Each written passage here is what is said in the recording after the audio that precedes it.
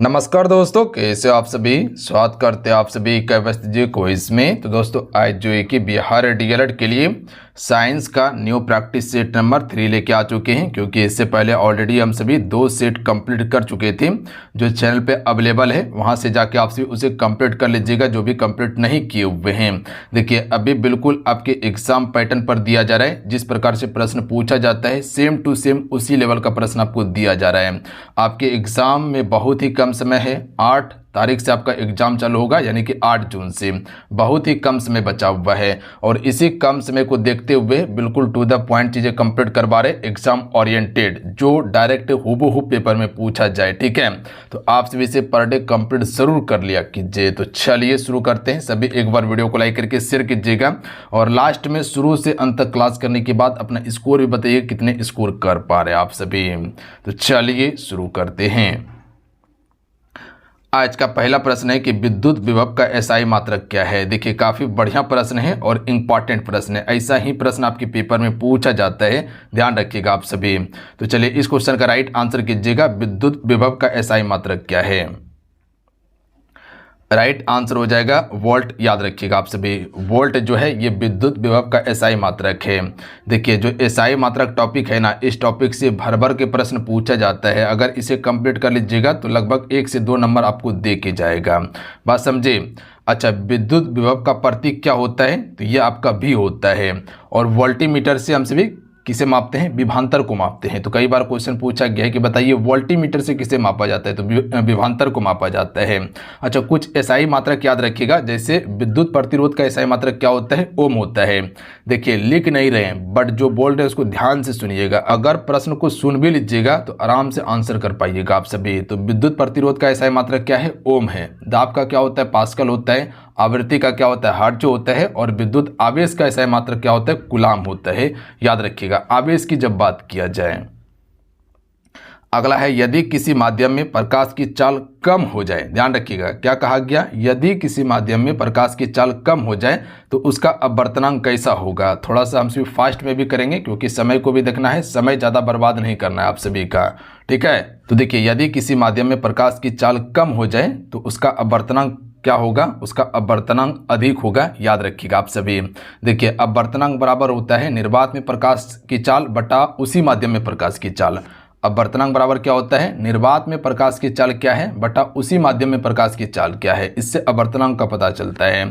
जैसे कह सकते हैं कि अगर प्रकाश का चाल जो है, ठीक है, अगर आपका प्रकाश का चाल अगर जितना कम होगा अपवर्तनांक उतना ही अधिक होगा। ध्यान रखिएगा आप सभी, बात समझे। उसी प्रकार से हम कहते हैं कि जैसे कि हीरा का अपवर्तनांक क्या होता है, अधिक होता है, क्योंकि उसमें प्रकाश का चाल कम होता है। बात समझे, हीरा का अपवर्तनांक अधिक होता है क्योंकि हीरा में प्रकाश की चाल कम होता है। निर्वात में प्रकाश की चाल अधिक होता है, तो इसीलिए निर्वात में क्या होता है, अपवर्तनांक कम होता है। ध्यान रखिएगा आप सभी। अगला है रेडियो धार्मिता की खोज किसने की थी। तो रेडियो धार्मिता की खोज किया था बेकरल के द्वारा, यानी कि ऑप्शन नंबर क्या हो जाएगा, बी राइट आंसर होगा। हेनरी बेकरल ने 1896 ईस्वी में आपका रेडियो धार्मिता की खोज की थी। बात समझे। अच्छा, अगर क्वेश्चन पूछा जाए कि मैडम क्यूरी ने किसका खोज किया था, तो रेडियम और पोलेनियम का खोज किया था। बात समझे, मैडम क्यूरी ने। चलिए अगला क्वेश्चन है कि ट्रांसफार्मर किस सिद्धांत पर कार्य करता है। देखिए ट्रांसफार्मर जो है ये आपका एसी धारा पर कार्य करता है, याद रखिएगा। और ये सिद्धांत की बात किया जाए तो ये विद्युत चुंबकीय प्रेरण के सिद्धांत पर कार्य करता है, यानी कि ऑप्शन में सी राइट आंसर होगा। ध्यान रखिएगा आपसे, काफ़ी इंपॉर्टेंट प्रश्न है। अगर क्वेश्चन पूछ लिया जाए कि बताइए ट्रांसफार्मर किस सिद्धांत पर कार्य करता है, तो विद्युत चुंबकीय प्रेरण के सिद्धांत पर कार्य करता है। और उसका सिद्धांत किसने दिया था, फेराडे ने दिया था। किसने, फेराडे ने दिया था। ध्यान रखिएगा आप सभी। अगला क्वेश्चन देख लीजिएगा, क्वेश्चन 5 है कि पृथ्वी से पलायन वेग लगभग कितना होता है। देखिए अगर बात किया जाए जो पृथ्वी का पलायन वेग है वो आपका 11.2 किलोमीटर प्रति सेकेंड है। अगर इस वेग से किसी भी वस्तु को अगर पृथ्वी से फेंका जाए तो वो अपना कक्ष को पार कर जाएगा। ध्यान रखिएगा आप सभी, यानी कि जो पृथ्वी का गुरुत्व जो है, ठीक है, गुरुत्व कक्ष जो है उससे वो बाहर चला जाएगा, तो पृथ्वी पर पुनः कभी वापस वो लौट कर नहीं आ पाएगा। ये चीज़ को ध्यान रखिएगा। और इसी का प्रयोग करके आप सभी का रॉकेट का परीक्षण किया जाता है। ध्यान रखिएगा, आप सभी रॉकेट विज्ञान में इसका विशेष महत्व है। अगर कोई सैटेलाइट को भेजना होगा ना पृथ्वी से, तो इसी गति से भेजना होता है उससे। अगला है, अवतल दर्पण द्वारा बना प्रतिबिंब कब वास्तविक और उल्टा होता है। तो देखिए, अवतल दर्पण की बात किया जाए तो सबसे पहले तो यही क्वेश्चन पूछा जाता है कि अवतल दर्पण का उपयोग कहाँ पे होता है। तो सेविंग मिरर में अवतल दर्पण होता है, वाहन का जो हेडलाइट होता है, ध्यान रखिएगा, वहाँ अवतल दर्पण होता है। वहीं अगर ड्राइवर के पास जो एक मिरर होता है उसमें उत्तल होता है, ध्यान रखिएगा आप सभी, क्या होता है, उत्तल। अवतल दर्पण का कार्य क्या होता है, ये आपका छोटा वस्तु को बड़ा करके दिखाता है, बात समझे। और वहीं उत्तल की बात किया जाए तो वो बड़ा वस्तु को छोटा करके दिखाता है। ये चीज़ को ध्यान रखिएगा आप सभी। तो क्वेश्चन क्या था कि अवतल दर्पण द्वारा बना प्रतिबिंब कब वास्तविक और उल्टा होता है। तो याद रखिएगा, वस्तु फोकस के बाहर हो तब, ध्यान रखिएगा आप सभी, बात समझे। अगर वस्तु फोकस के बाहर हो तब जो है कि अवतल दर्पण पर प्रतिबिंब वास्तविक होगा और उल्टा बनेगा। वास्तविक प्रतिबिंब जो होता है वो पर्दे पर बनता है, ध्यान रखिएगा आप सभी। अवतल दर्पण को हम सभी अभिसारी दर्पण के रूप में भी जानते हैं, ये चीज को ध्यान रख सकते हैं। अवतल दर्पण को अभिसारी दर्पण कहते हैं। चलिए, अगला क्वेश्चन है कि निम्न में से किसमें अर्धचालक है। क्या तांबा अर्धचालक है, या एल्युमिनियम है, या चांदी है। सिलिकॉन इसमें जो है आपका अर्धचालक है, ध्यान रखिएगा आप सभी। सिलिकॉन को इलेक्ट्रॉनिक्स उद्योग का मुख्य पदार्थ भी कहते हैं, ये चीज़ को ध्यान रखिएगा आप सभी। और ट्रांजिस्टर और डायोड जो है इसमें अर्धचालक का ही प्रयोग होता है, ट्रांजिस्टर और डायोड। अच्छा, सिलिकॉन का उपयोग और किस में करते हैं बता सकते हैं आप सभी। कंप्यूटर का चिप्स बनाने के लिए हम सभी, जो चिप होता है कंप्यूटर का, ध्यान रखिएगा आप सभी, जो कंप्यूटर का चिप होता है इसमें सिलिकॉन का ही उपयोग किया जाता है। अगला है, ध्वनि तीव्रता मापने की इकाई क्या है। डेसिबल होगा, याद रखिएगा आप सभी। देखिए, अधिक डेसिबल का ध्वनि मानव के लिए हानिकारक होता है, या कह सकते हैं कान के लिए हानिकारक होता है। समान बातचीत में लगभग कितना डेसिबल होता है, 60 डेसिबल की ध्वनि होता है, बस समझे। और समान बातचीत ही करना चाहिए आदमी को। अगला है, परमाणु क्रमांक किसके बराबर होता है। देखिए, परमाणु क्रमांक या कह सकते प्रोटॉन की संख्या, ये दोनों बराबर ही होता है। तो प्रोटॉन की संख्या बराबर परमाणु क्रमांक होता है। और परमाणु क्रमांक को हम सभी किससे डिनोट करते हैं, जेड से करते हैं, याद रखिएगा आप सभी, किससे, जेड से। आवर्त सारणी जो है वो परमाणु क्रमांक पे ही आधारित है, बात समझे। आवर्त सारणी किस पर आधारित है, परमाणु क्रमांक पे। अच्छा, आधुनिक आवर्त सारणी का खोज किसने किया था, तो मॉसले ने। किसने, मॉसले ने आधुनिक आवर्त सारणी का। इलेक्ट्रॉन की खोज किसने की थी, आसान प्रश्न है, बता सकते हैं, जे थॉमसन ने, ध्यान रखिएगा आप सभी। तो इसका राइट आंसर क्या हो जाएगा, बी राइट आंसर होगा। जे थॉमसन ने इलेक्ट्रॉन की खोज की थी। देखिए, अगर बात किया जाए कैसे खोजा था, तो कैथोड किरण का प्रयोग करके खोजा था, ध्यान रखिएगा आप सभी। कौन सा किरण, कैथोड किरण का प्रयोग करके खोजा था इलेक्ट्रॉन का। किसने, जे थॉमसन ने। इलेक्ट्रॉन जो होता है इस पे आपका ऋण आवेश होता है, याद रखिएगा आप सभी। और इलेक्ट्रॉन जो है ये परमाणु के बाहर आपका चक्कर लगाता है, गमन करता है। परमाणु के नाभिक में प्रोटॉन और न्यूट्रॉन होता है, जबकि इलेक्ट्रॉन बाहर चक्कर लगाता है। अगला है, किसी तत्व के समस्थानिक में क्या समान होता है। देखिए, जितने भी मेरे साथ जुड़े हुए हैं सभी एक बार सेशन को लाइक करके शेयर जरूर कर लीजिएगा, सभी से रिक्वेस्ट करेंगे। इससे पहले साइंस का 200 स्पेशल अति महत्वपूर्ण प्रश्न का क्लास दिए हैं, जो मास्टर वीडियो है उसे जाकर कंप्लीट कर लीजिएगा। साथ में आप सभी को हम PYQ भी कंप्लीट करवा रहे हैं, उसे कंप्लीट करते रहिएगा आप सभी। चलिए, क्वेश्चन 11 का राइट आंसर कीजिए आप सभी। तो किसी तत्व के समस्थानिक में क्या समान होता है, तो इसमें परमाणु क्रमांक समान होता है, याद रखिएगा आप सभी। क्या समान होता है, परमाणु क्रमांक समान होता है। यानी कि हमसे कह सकते हैं कि जो समस्थानिक होता है उसमें प्रोटॉनों की संख्या समान होता है, जबकि न्यूट्रॉन की संख्या क्या होता है, भिन्न होता है। अगला है, pH स्केल का मान कितना होता है। देखिए, 0 से लेकर 14 तक pH स्केल का मान होता है। आसान प्रश्न है, कई बार आपको हम बता चुके हैं। 1 से 14 भी दिया गया है, तो 1 से 14 नहीं होगा, 0 से 14 होगा। लोहे पर जंग लगना किस प्रकार की अभिक्रिया है। तो देखिए, लोहे पर जंग लगना यह आपका ऑक्सीकरण अभिक्रिया है, यानी कि ऑप्शन नंबर क्या हो जाएगा, बी राइट आंसर होगा, ऑक्सीकरण अभिक्रिया है। देखिए, जो लोहे पर जंग लगता है इससे बचाने के लिए हम सभी क्या करते हैं, ग्लेबलाइजेशन का प्रयोग करते हैं, यानी कि उस पर हम पेंट चढ़ा देते हैं, ठीक है। जंग से बचने के लिए उस पर पेंट चढ़ाते हैं। और लोहे पर जंग कब लगता है? नमी और ऑक्सीजन से जंग लगता है, ध्यान रखिएगा। जहाँ लोहे में नमी हो गया और ऑक्सीजन का आवागमन हो गया तो वहाँ पर जंग लगना चालू हो जाता है। अच्छा, अगर क्वेश्चन पूछा जाए कि बताइए जंग का रासायनिक सूत्र क्या होता है, तो Fe2O3 इंटू XH2O जो है ये आपका जंग का रासायनिक सूत्र होता है। ठीक है, अगला है सबसे अधिक विद्युत ऋणात्मक तत्व कौन सा है? देखिए, सबसे अधिक विद्युत ऋणात्मक तत्व जो हो जाएगा फ्लोरीन होगा, यानी कि ऑप्शन में सी होगा। और ये आपका हाइड्रोजन समूह का सबसे प्रमुख तत्वों में से एक है फ्लोरीन, ध्यान रखिएगा। इसका परमाणु त्रिज्या बहुत ही छोटी होती है फ्लोरीन का ही उपयोग हम सिर्फ टूथपेस्ट में करते हैं। जो टूथपेस्ट होता है इसमें फ्लोरीन का उपयोग किया जाता है। अत्यधिक अभिक्रियाशील धातु है आपका फ्लोरीन। अगला है हीरा और ग्रेफाइट किसका अपरूप है? तो कई बार बताएं हैं कि ये आपका कार्बन का अपरूप है। हीरा कठोर होता है, ग्रेफाइट नर्म होता है। और पेंसिल जो देखें उसमें ग्रेफाइट का ही उपयोग किया जाता है।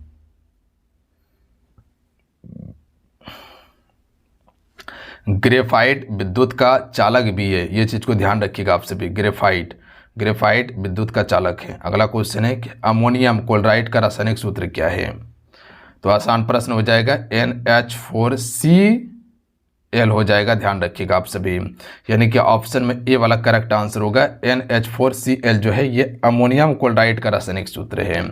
नौसादर भी इसे कहा जाता है। अमोनियम क्लोराइड को नौसादर के रूप में जानते हैं। और सूखी सेल जो होता है ना, जो सूखी बैटरी होता है, सूखी सेल, इसमें नौसादर का ही उपयोग करते हैं, यानी कि अमोनियम क्लोराइड का उपयोग करते हैं। अगला क्वेश्चन देख लीजिएगा आप सभी, कोशिका का नियंत्रण केंद्र किसे कहा जाता है? तो केंद्रक न्यूक्लियस को कहा जाता है। जो कोशिका का दिमाग कहा जाता है वो केंद्रक को कहा जाता है।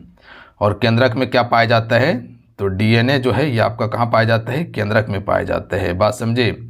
केंद्रक में क्या पाया जाता है? DNA पाया जाता है। अच्छा, केंद्रक का खोज किसने किया था, बता सकते कोई? तो याद रखिएगा, रॉबर्ट ब्राउन ने जो है ये आपका केंद्रक का खोज किया था। तो कई बार क्वेश्चन आ चुका है पेपर में कि केंद्रक का खोज किसने किया था? रॉबर्ट ब्राउन ने किया था। बात समझे? अगला क्वेश्चन है कि RNA का मुख्य कार्य क्या है?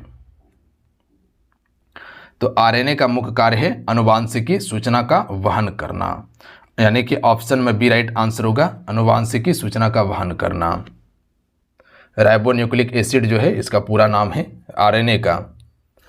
अच्छा, RNA जो है ये आपका 3 प्रकार का है। एक आपका mRNA होता है, एक आपका tRNA होता है और एक rRNA होता है। ये चीज़ को ध्यान रख सकते हैं, जो इंपॉर्टेंट हो सकता है आपके पेपर के लिए।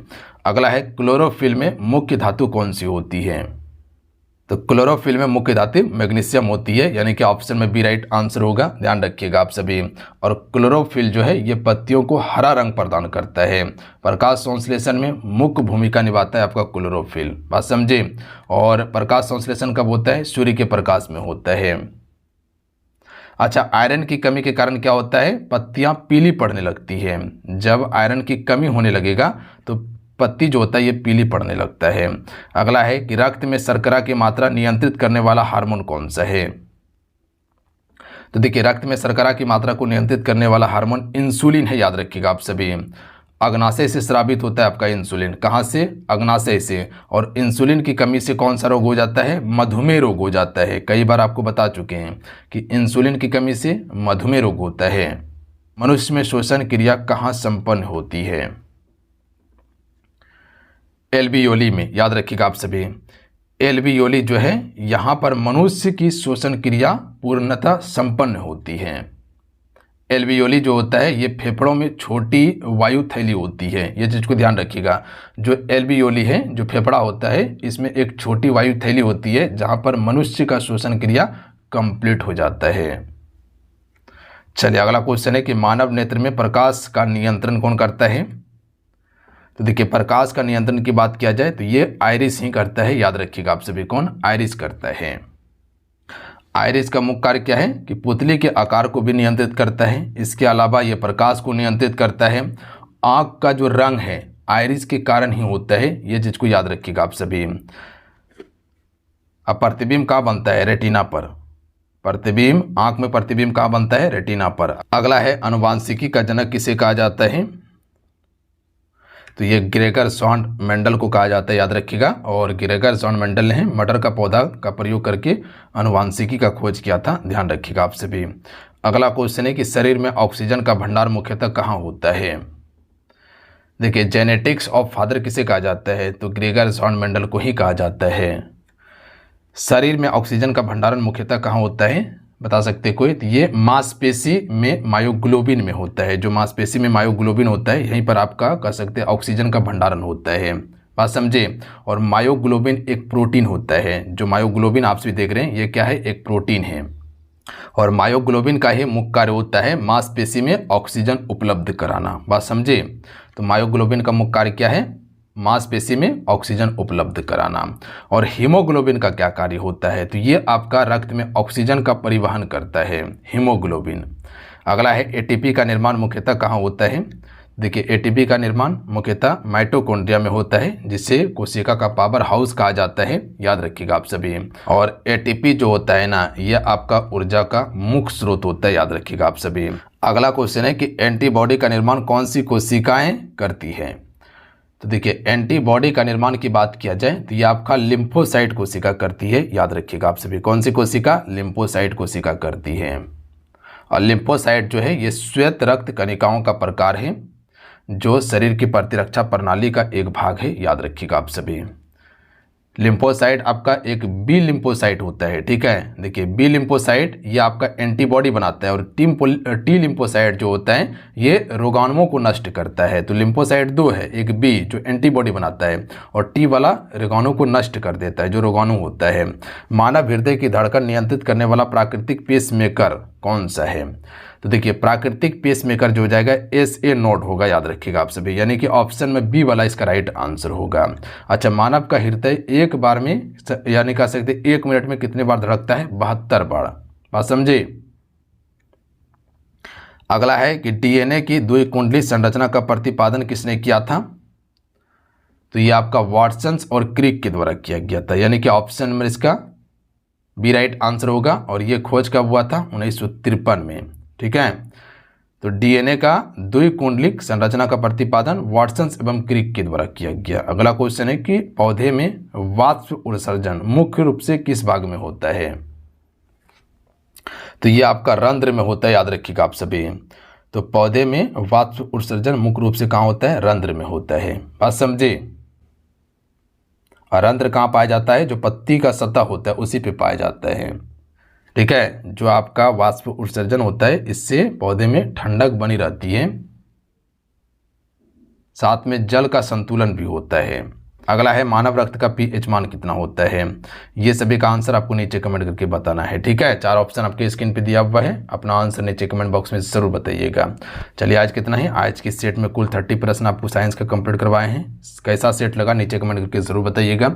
अगर आज का ये क्लास अच्छा लगा, हेल्पफुल लगा तो वीडियो को लाइक करके शेयर जरूर कर दीजिएगा। जितने प्रश्न था सारे एक्सपेक्टेड अति महत्वपूर्ण प्रश्न था। देखिए, आपसे बताना चाहते हैं, बिहार DLED प्रवेश परीक्षा 2026 के लिए एप्लीकेशन पे क्रैश कोर्स लॉन्च कर दिया गया है। बहुत सारे बच्चे डिमांड कर रहे थे सर क्रैश कोर्स लाइए, ताकि हम सभी कम समय में बेहतर तैयारी करके रिजल्ट को बना सके। तो आप सभी के लिए स्पेशल एप्लीकेशन पे क्रैश कोर्स लॉन्च कर दिया गया है, जो 28 से 22 जून ये स्पेशल कोर्स है, ध्यान रखिएगा आप सभी।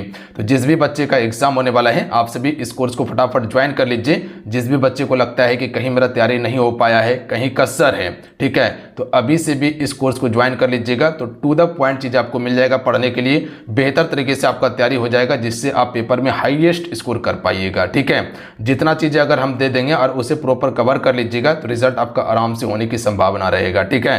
तो इस कोर्स को ज्वाइन कर लीजिए। यहाँ पे हम topic wise to the point चीज़ें कंप्लीट करवा रहे हैं, वही चीज़ें जो एग्जाम में डायरेक्ट आपसे से पूछा जाता है। तो ये चीज़ें क्लास के माध्यम से सारा चीज़ क्लियर हो जाएगा। इसके अलावा आपको ई बुक दिया गया है। एग्जाम से 4 से 5 दिन पहले इस ई बुक को पढ़ लीजिएगा तो करीब करीब चीज़ आपका कंप्लीट हो जाएगा। साथ में इंपॉर्टेंट नोट्स, इंपॉर्टेंट पीडीएफ भी अवेलेबल करवा दिए हैं, ताकि अगर प्रश्न इधर उधर से पूछे तो आप हैंडल करके प्रश्न को बना लीजिएगा, दिक्कत नहीं होगा। तो ये टारगेट है, ध्यान रखिएगा, आपसे भी कम समय में बेहतर तैयारी हो जाएगा। ये कोर्स अभी आपको मात्र में 99 रुपया में मिल जाएगा, जो बहुत ही कम फी रखे हैं ताकि सभी बच्चे अफोर्ड कर सके, पैसा ज़्यादा बर्बाद ना हो। बाद में हो सकता है प्राइस बढ़ भी जाएगा, तो फटाफट आप सभी ज्वाइन कर लीजिएगा। ज्वाइन करने के लिए ये एप्लीकेशन है, युवा शक्ति का ही है, सक्सेस योद्धा। इसको जाके प्ले स्टोर से डाउनलोड कर सकते हैं, अन्यथा लिंक डिस्क्रिप्शन में दे दिए हैं, तो वहाँ से जाके ज्वाइन कर लीजिए आप सभी।